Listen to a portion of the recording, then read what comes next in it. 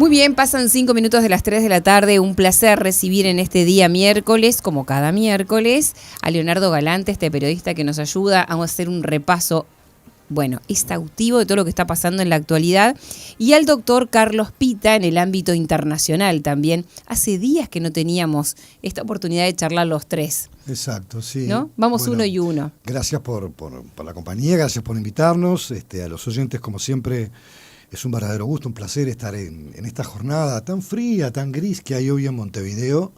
Pero bueno, nosotros nos entibiamos a través de la palabra, del manejo de las ideas, de transferir conocimientos, de realizar un examen a veces que solamente intenta hacer una lectura más de esta realidad tan compleja que vivimos a veces en nuestras vidas cotidianas, en nuestro país, pero también en el mundo.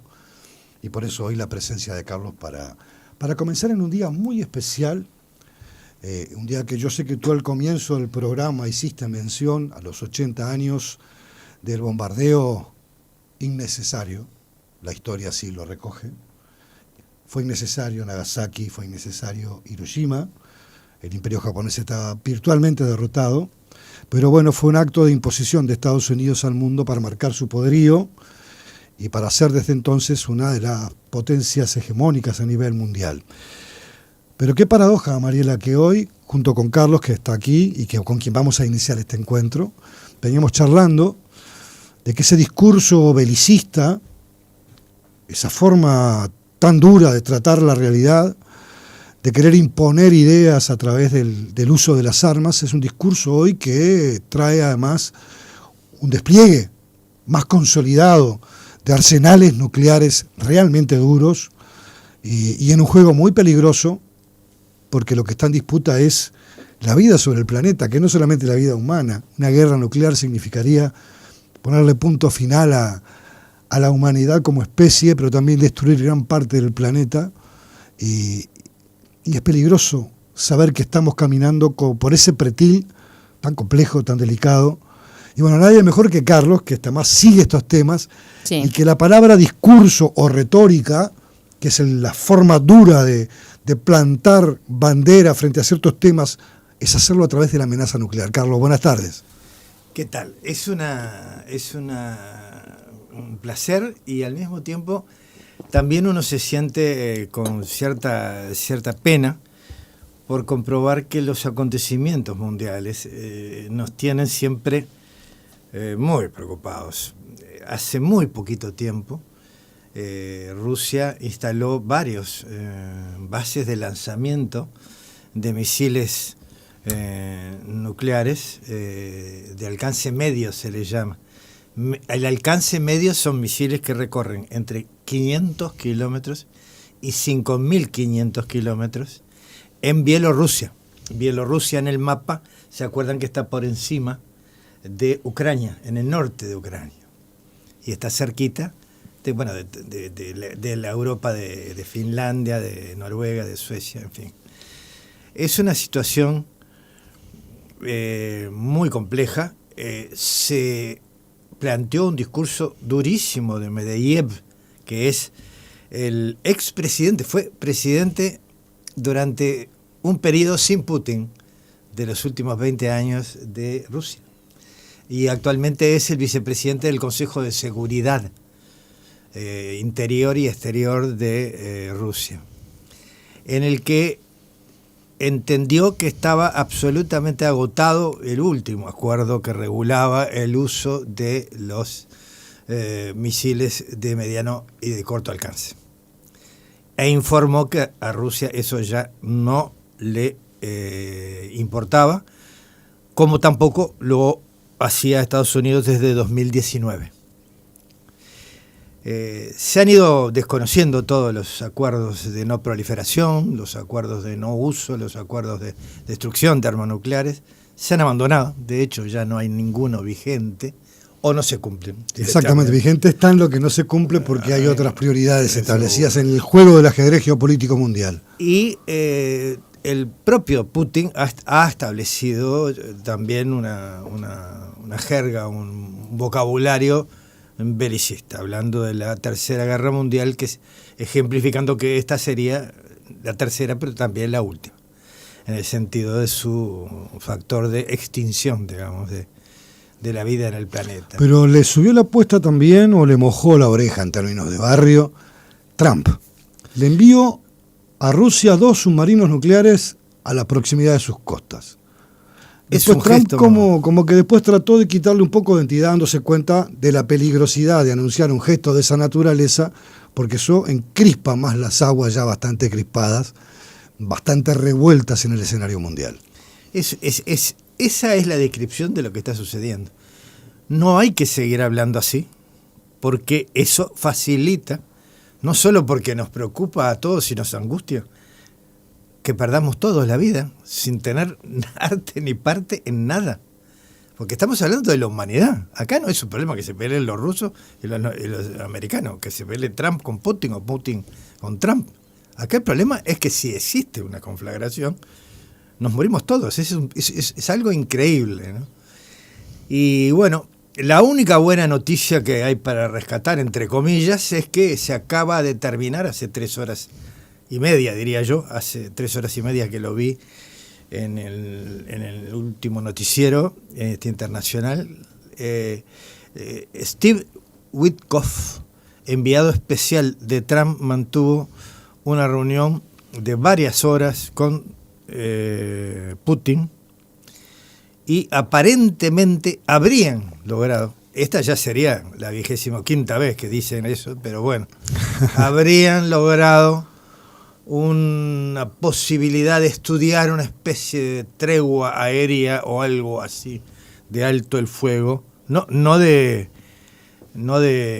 tregua en el sentido militar total, pero sí de un alto el fuego aéreo, así lo entendí yo y así lo dijeron en las noticias. Y eso ayudaría un poco. En Ucrania. En Ucrania, seguro, en Ucrania, con lo cual, porque el foco hoy es ese, digamos, ¿no? Después está lo de Israel e Irán, pero en mucha menor medida. Allí Rusia no está tan directamente involucrada, entre comillas, en el conflicto. Pero es socia de Irán. Pero es socia de Irán, efectivamente. Entonces, en este contexto, por lo menos, ojalá que eso ayude para algo. Las amenazas y el ultimátum vencen el viernes, este viernes, pasado mañana, que le dio Trump. ¿Se acuerdan que le había dado 50 días de plazo para imponerle nuevas sanciones económicas que en este caso aparentemente preocuparon a Moscú porque amenazaron a su principal comprador después de China de energía, de petróleo y de gas, que es la India? La India se abastece casi un 38% de su abastecimiento. Hoy Trump anunció que le colocaba un 25% de aranceles a India. Ahí está. Y de eso estuvieron hablando hoy con Witkoff. Putin con el delegado de Trump. Lo que Trump está tratando es de evitar que se perjudique India con esto. India ya ha dicho que va a seguir comprando el petróleo que quiera, a quien quiera, y en particular a Rusia. Es la población más grande del mundo, ¿no? Y tiene 1.650 millones de personas. 50 millones de personas. Es así.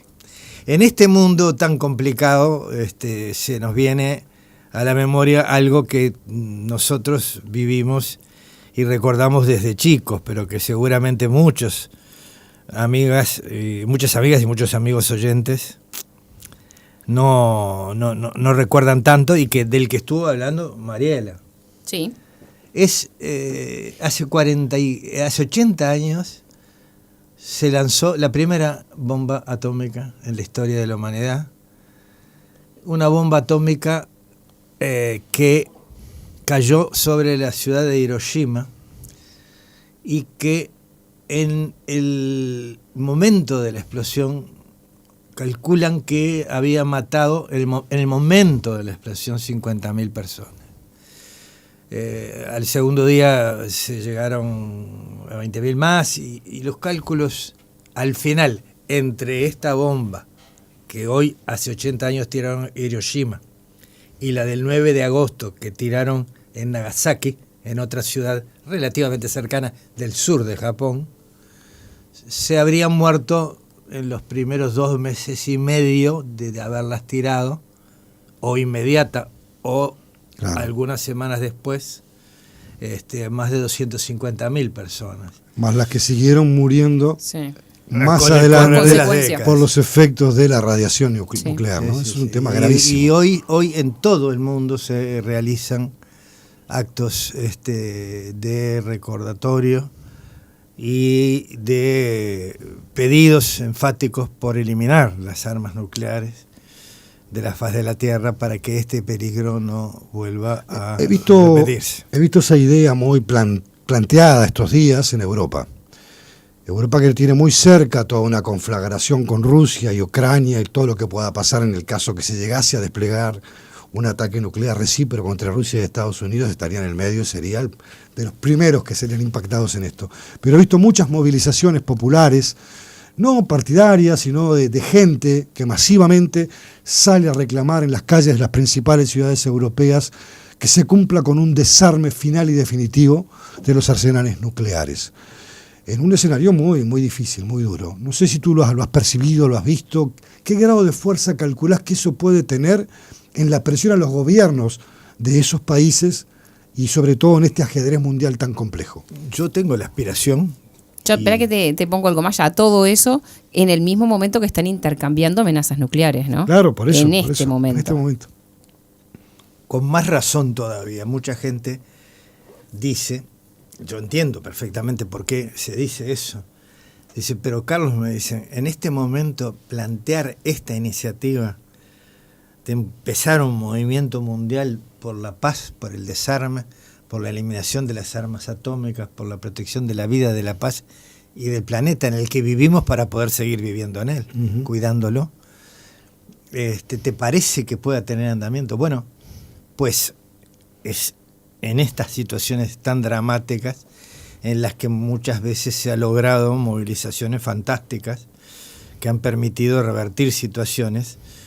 Para darles el ejemplo, yo ya lo he explicado acá, o lo he contado, acá, los acuerdos de no proliferación de armas nucleares y de reducción de las armas convencionales, entre comillas, porque hoy convencional no hay nada, se produjeron después de movilizaciones masivas de personas de todas las edades en la década de 70, en las épocas en las que se terminó con la guerra de Vietnam y se lograron firmar acuerdos como los tratados de no proliferación, de desarme y de eliminación de las armas. Cuyo eco nucleares. pudo llegar, por ejemplo, hasta los acuerdos de paz de Camp David, ¿no? Efectivamente. Bajo esa mirada de buscar la paz entre palestinos e israelíes.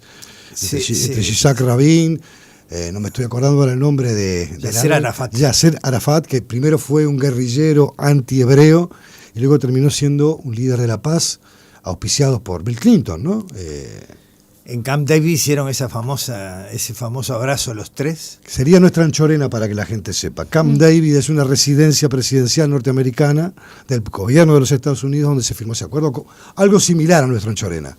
En esa época estábamos a punto de lograr cumplir con la resolución de 1948 de las Naciones Unidas que generaba la creación de 2 estados viviendo en seguridad y en paz en forma independiente, uno de Israel y otro de Palestina. Su principal redactor fue un uruguayo, Rodríguez Fabregat, del que hay un monumento. Hay una plaza en la ciudad de Tel Aviv. En una plaza con una cabeza de Rodríguez Fabregat y una calle que lleva su nombre, Sí, además sí, de sí. la plaza. Y resulta que las fuerzas las fuerzas de la destrucción, del odio, pudieron más porque Yitzhak Rabin, un héroe de la guerra de los 6 días, fue asesinado por un terrorista fanático Ultraderechista israelí. Religioso israelí en Tel Aviv. En una manifestación. Lo mataron. En una manifestación Sí. celebrando la paz. Lo mataron. Es una cosa increíble. Era el hombre indicado para hacer la paz, un héroe de la guerra. Que es lo que pasa históricamente siempre, ¿no? Que las personas que logran más fuerza para empujar hacia la paz son aquellos que estuvieron en la guerra. El caso, por ejemplo, del presidente americano Eisenhower, cuando fue presidente de los Estados Unidos, abogaba por la paz y por terminar los conflictos y bajar los niveles de producción armamentístico y de desarrollo de la industria armamentística, que es la gran ganadora, ¿no? Ahora es la gran ganadora. Es la industria de la muerte, el complejo militar industrial, y como lo hemos comentado ya, es espantoso saber y conocer con datos concretos y fehacientes de que los avances científicos, tecnológicos, la renovación, la ciencia y la tecnología, la creación del hombre, la capacidad fantástica de la creación de la cultura y del progreso, el principal cliente de lo que hoy son los principales resultados de esas fuerzas vivas de la sociedad humana, ese complejo militar industrial. Pensemos en la inteligencia artificial, por ejemplo, ¿no? O sea, usan los avances que el hombre crea para matar gente de manera más eficiente y más masiva. Entonces, el complejo militar industrial es una industria de la muerte. Hay que decírselo así claramente. Yo he escuchado a un principal ejecutivo de una de las más grandes son transnacionales, casi todas, hay 12 fundamentalmente grandes, decir que ellos son los primeros contribuyentes para la paz, porque la disuasión es el mejor elemento que uno tiene para lograr la paz. ¿Saben cuántos conflictos armados hay hoy abiertos en el mundo? No, la verdad que 56 conflictos armados. Miren que nosotros no estamos acostumbrados porque los medios masivos de comunicación no difunden los conflictos armados, muchos en Asia, otros en África, una cantidad impresionante, donde mueren cientos de miles de personas, utilizando las armas que el complejo militar industrial vende, que financian además sus propias ventas, son generosísimos financistas de la venta de sus armas, de las más caras sobre todo. a cambio de la riqueza de esos países que se sobreendeudan o pierden patrimonio material para poder pagar esa carrera armamentística. Es una larga paradoja, ¿no? Es absurdo. Lo que se debería estar usando para crear las mejores condiciones de vida para la gente más vulnerable y necesitada, se está utilizando para crear formas de matar más masivamente y eficazmente, entre comillas. Y todavía encima hay que escucharlos decir que ellos son empresas que contribuyen a la paz porque disuaden a los países de los conflictos y los están estimulando permanentemente.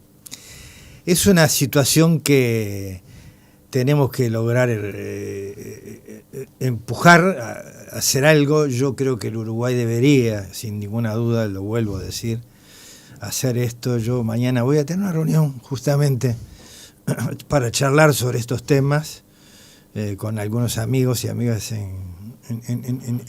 del gobierno, para plantear en la próxima sesión de la Asamblea General de las Naciones Unidas, que se inicia ahora en septiembre, A la que va el presidente Orsi. donde va a estar Yamandu Orsi, el presidente de Uruguay, que se le agrega la postura ya sostenida por Yamandu Orsi de la multilateralidad y del multilateralismo, de un nuevo orden mundial que evidentemente ya es multipolar. Nosotros estamos viviendo la desaparición del orden unipolar, que era Estados Unidos hegemónico, que ya no lo es, la aparición de fuerzas que le contestan, como China y muchas otras, Como la India. que generan bloques incluso muy potentes como los BRICS, y bueno, la contestación nuclear de Rusia, que viene de un poderío nuclear excepcional, que no es acorde con su poderío económico, digamos. Pero él lo tiene, el nuclear lo tiene y de ultísima generación. Y agregarle a esta multipolaridad que se está construyendo como sustituto de la hegemonía estadounidense, del orden unipolar, una multipolaridad pero con reglas. El problema es que ahora existe la multipolaridad en el medio de una pelea en donde no hay reglas, en el medio de una guerra de aranceles, en el medio de revancha tras revancha de medidas que si me pones este arancel yo no te doy las tierras raras para que puedas fabricar los chips con los que nos comunicamos con el teléfono y los celulares. Cosas como si se procesa un presidente en Brasil, un expresidente que es acusado de intentar dar un golpe de Estado, Estados Unidos interviene en la política interna de Brasil, le fija aranceles del 50% porque pueden procesar a Bolsonaro, que es un aliado de Trump en su lucha global.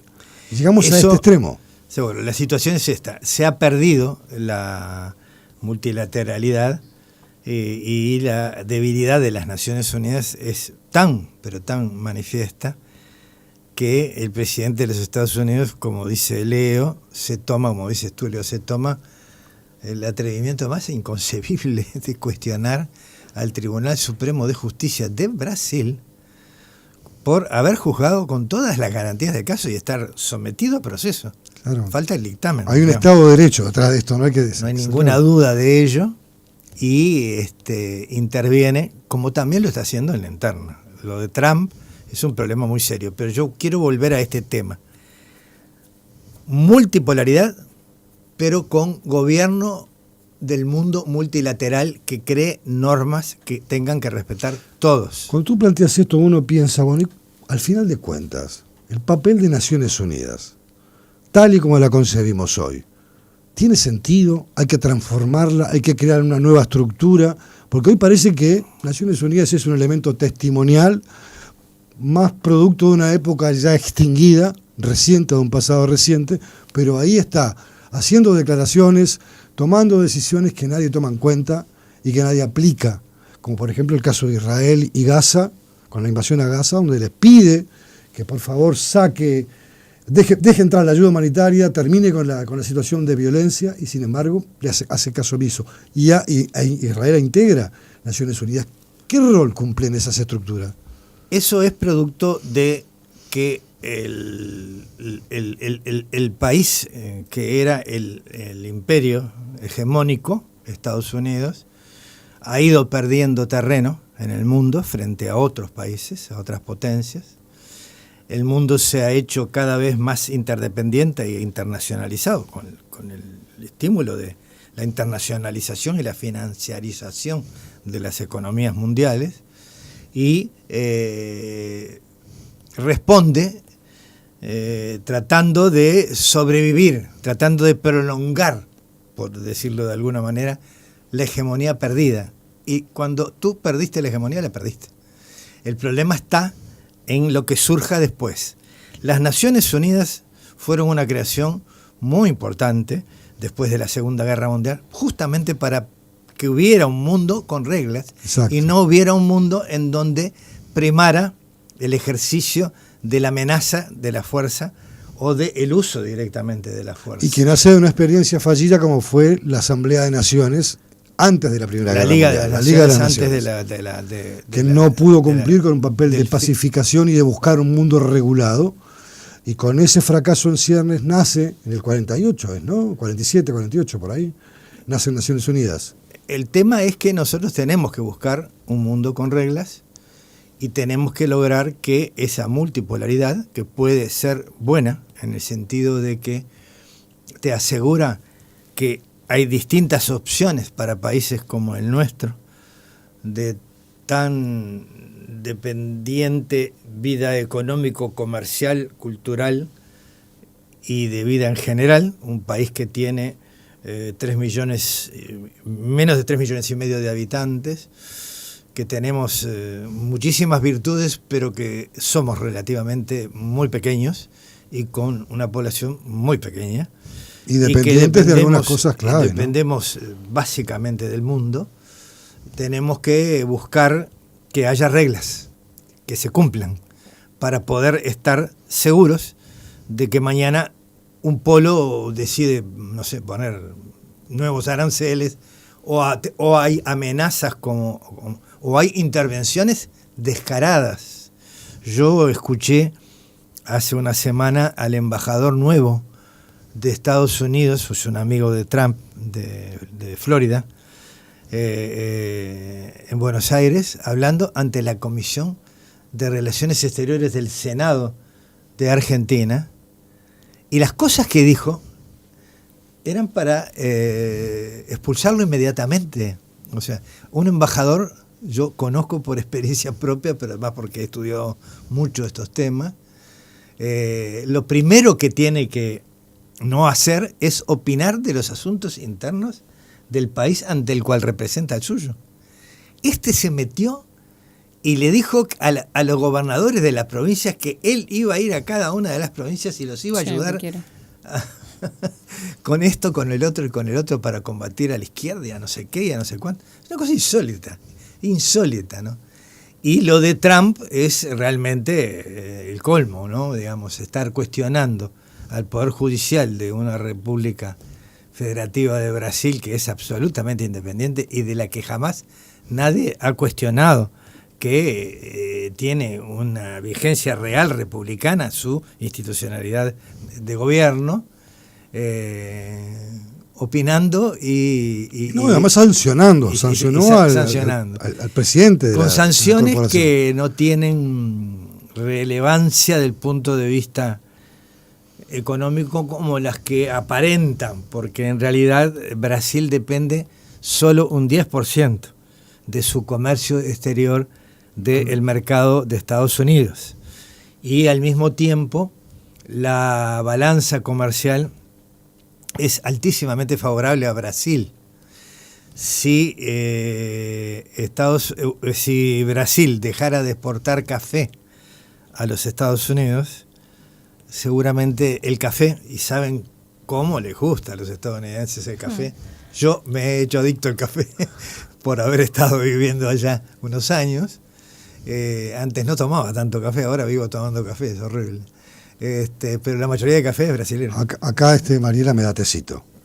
Acá tienen opcional. Ayer nos vinieron a traer unos tecitos que la próxima Lo que pasa es que no llegamos a las 5. Viste que el té se toma a las 5. Pero eso es en Gran Bretaña. Acá podemos tomarlo a las 3:30. Acá podemos tomar a las 3, a las 2, a las 4, a la hora que tú quieras, a la hora que tú decidas. Allá en Estados Unidos se toma a toda hora. Sí. Al final yo me contagié. Venía la compañera que estaba en la secretaría de la embajada y venía siempre con un cafecito y aprovechábamos para charlar un poquito, hacer un alto en el camino. Además tiene un culto con muchas empresas muy reconocidas a nivel mundial del café, que algunas se instaló no hace mucho tiempo acá en Uruguay y que impone todo su merchandising, todas sus mercancías en los tipos de sabores, en la manera de tomarlo. Hay todo un culto al café que realmente es increíble, ¿no? De verlo, de observarlo. Ayer tuvimos sommelier de té. Los tengo que invitar un día de esos para que les vengan a hablar. Pero siempre tú traes a los sommelier cuando no estamos. Ustedes pueden estar invitados todos los días. Yo me encantaría traer un sommelier de postre chajá, por ejemplo. Por ejemplo, los días jueves, usted está más cerca, doctor Pita. Los jueves hay comida en vivo, presencial, escones de queso, comida casera, criolla. Sí, venga mañana. Ahora me estaban invitando para ir a Pueblo Edén. Juan Antonio, ¿sabe que no conozco Pueblo Edén? ¿Ustedes conocen? El jueves. Pueblo Edén, 40 kilómetros de Punta del Este. Hermosísimo, van a hacer una fiesta este fin de semana. Ustedes pueden ir, capaz. Es divino. ¿Divino? ¿Sí lo conoce? Sí. Ahora traje esto, más allá de la broma, que de verdad están trabajando 108 años de Pueblo Edén. Muchos extranjeros que vinieron a ese lugar buscando justamente esto, ¿no? Ya que estábamos hablando hoy un poco de alejarnos de los ruidos, de la violencia y buscando un poco de paz, al interior profundo. Y ese pueblo es hermosísimo. Parece que estamos mirando las imágenes, ahora parece que no sé qué ves, imágenes de Suecia, esas casitas, todo pintado, porque hay muchos extranjeros que están viviendo ahí, holandeses también que llegaron. Que buscan eso, la paz, el sosiego, la convergencia real con la naturaleza, la convivencia con ella, el dialogar con la naturaleza, el trino de un pájaro, las pasturas, el aroma de una flor, el cultivar, el hacerlo con un sentido de integración a ese medio ambiente, tratando además sobre todo de cuidarlo. Bueno, ellos hacen eso. No quieren, no quieren hotelería, no quieren ruidos, no quieren que les asfalten las calles, o sea, quieren seguir siendo un pueblo, que me parece fantástico. Sí, claro, como por ejemplo uno piensa en los pueblos, veníamos hablando con Carlos, de la España profunda, esos pueblitos que conservan su esencia y que mucha gente de las grandes ciudades compra su pequeña casita o heredó una casita familiar, la restaura, le pone las comodidades de nuestra contemporaneidad internamente, pero por fuera son casas de piedra, con su adobe, con sus patios interiores, donde allí hay también un cuidado arquitectónico y patrimonial de esos pequeños lugares que le dan ese encanto único y que de repente en invierno viven 30 personas, 40. Sí. Y en las Acá temporadas de vienen verano 50, vienen 50 2000, casitas hay, pero vienen 250, Muy lindo, o sea, muy todo. lindo, yo lo he visto, sí. ¿Sí? Tenemos que ir a refugiarnos ahí, Carlos, en el medio de Ahí. toda esta retórica Ustedes me nuclear. esperan, yo voy en 10 años, porque todavía estoy muy citadina. Ahora ando con la locura, doctor, del café. Ahora necesito correr acá al café de la esquina y traer algo. Y todavía no he llegado a ese momento de Pero buscar la paz, la usted tranquilidad. corre todo el tiempo, corren los micrófonos, corre Todo el por la tiempo. vida, corre con la Pero palabra. en 10 años, por eso está bien En el esa- tema de la ¿llegará con jubilación. tanta corrida, Yo 10 años? espero, ¿no? Yo espero jubilarme al tiempo que me tenga que jubilar, porque hay que saber jubilarse para disfrutar de eso. No es por decir ya está. Si uno se pudiera jubilar y empezar a disfrutar las ¿sabes lo cosas que que te no pasa? hacemos por correr, por los compromisos. Yo hice lo mismo que tú toda la vida. Yo ya tengo 66 años. Trabajé durante 40. Trabajé en muchos medios de comunicación. Cuando tú me invitaste a participar de este espacio, yo ahora lo hago con otra mirada, como el nombre del programa. Disfrutándolo, encontrándome con Carlos, contigo, conversando, trayendo invitados y pudiendo dialogar de una manera completamente distendida. Sí, yo lo invité Sin el las lunes a urgencias viernes, y pero los me dijo, no, rigores. un solo día te banco y no más. No, un solo día. Un Ya solo que día. me quería full time. Pero Yo quería que viniera todos los días. demasiado. es un tema, el mundo de hoy, que te dan ganas de hacer eso que dice Mariela, de retirarte a algún lugar tranquilo y ver qué pasa, digamos. De alguna forma, todos los analistas, expertos en materia de política internacional, de geopolítica, de seguridad, de historia, que es una materia tan relevante, coinciden en una cosa, que no hay pronóstico que esté basado en evidencias como para decir el mundo va a funcionar así dentro de 5 años. Lo que hay coincidencia unánime, diría, es precisamente en eso, en que no se sabe qué es lo que va a pasar. Exacto, en la incertidumbre. Yo leía un documento que me alcanzó un excelente profesor de ciencia política, hace poquito, hace menos de una semana, que lo produjo y él contribuyó decisivamente del Ministerio de Defensa de España. Es el profesor Carlos Luján, que él contribuyó a ese documento, y allí hacían una compilación de las dificultades para hacer los pronósticos. América del Sur, por ejemplo.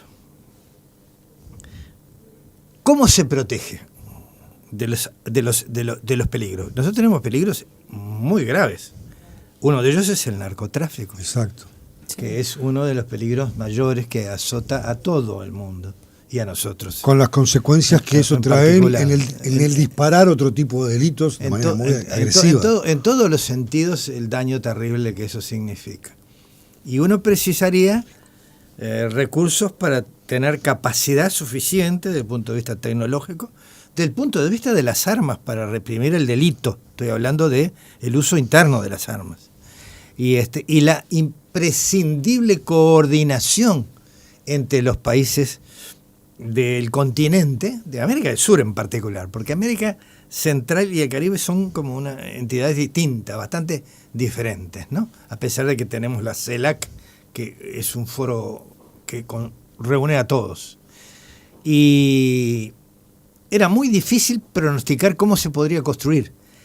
Hace poquito se reunieron 5 presidentes de América del Sur, de características parecidas en cuanto a su pensamiento y a su práctica política.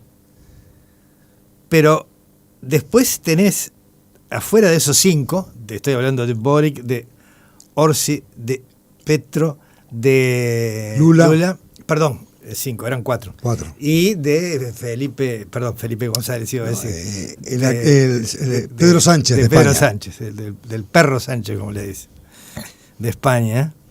Y después tenés una para elegir, digamos, todo tipo de gustos. La gama es muy rica, el menú es rico. Tan rico, Carlos, como ¿la probaste?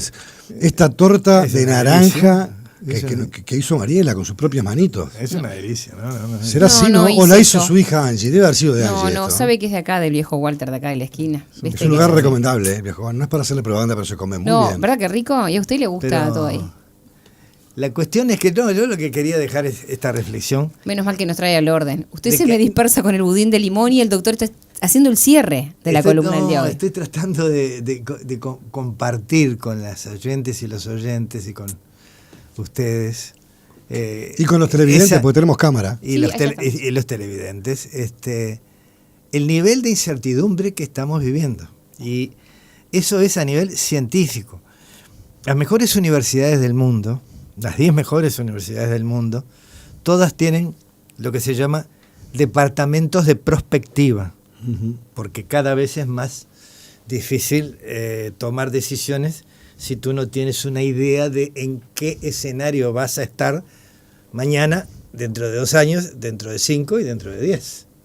¿No? Todos queremos saber cómo nos vamos a mover, dónde va a estar cada cosa y en qué lugar, digamos. Claro, se un puede- horizonte más o menos cercano, uno- conocido para poder y trabajar en él. imaginémonos eso pensando desde un país como el nuestro, con una tan potente tradición cultural, política, institucional, democrática y de estabilidad fantástica, pero tan pequeños, al lado de 2 gigantes y una tan variopinta gama de gobiernos y de orientaciones de todo el continente. Continente que, gracias a sus esfuerzos, es el continente de la paz. El continente más pacífico de la historia del mundo es América del Sur. Y eso es una de las cosas que tenemos que preservar. Por lo menos en la guerra entre naciones. Gran desafío Claro. que tenemos que lograr obtener, pero precisamos que haya reglas.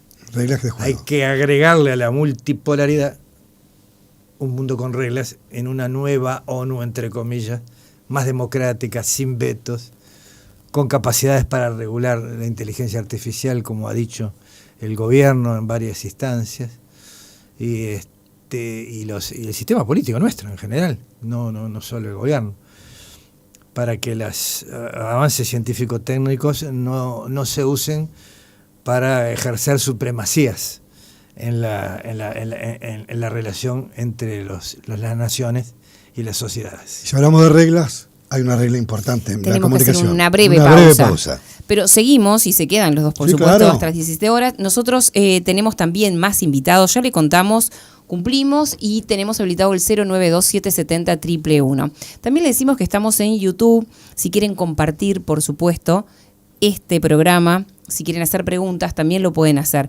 La ventaja de que si alguien llega tarde o se cruza con esta nota en otro momento, también le pueden dejar las preguntas a nuestros columnistas. Ya venimos.